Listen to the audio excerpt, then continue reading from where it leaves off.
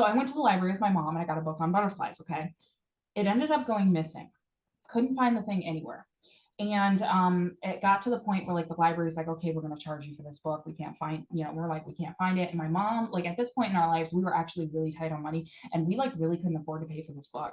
And we were searching high and low and we're like, okay, there's only one other place that it could be. And it was at her friend's house. Hey, can you check your house? And they're like, they went and they asked the kids and they're looking and they couldn't find the thing. And they're like, we swear we don't think it's here. We've checked high and low. And they're like, okay, well, we're coming over there for brunch again. I'll have Danielle check the house and see if she can find it just to double check. And if not, I guess we have to pay for it.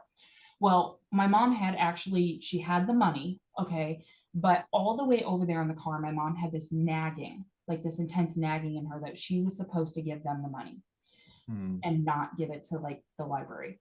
And it was so overwhelming, she did it.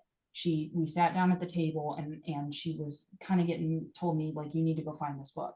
And all of a sudden her friend started crying and she was like, "Oh my God, like we needed this. Like we didn't know how her husband was gonna get to work because they didn't have any gas money."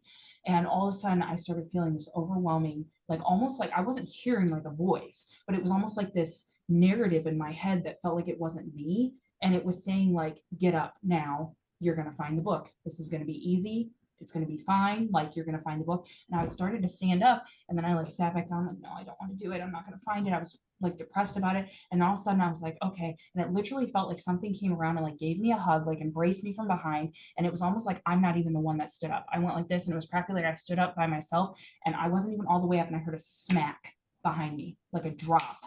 Turn around, the book is right behind me, face up on the floor. And I looked at my mom and screamed, "It's the book!" Oh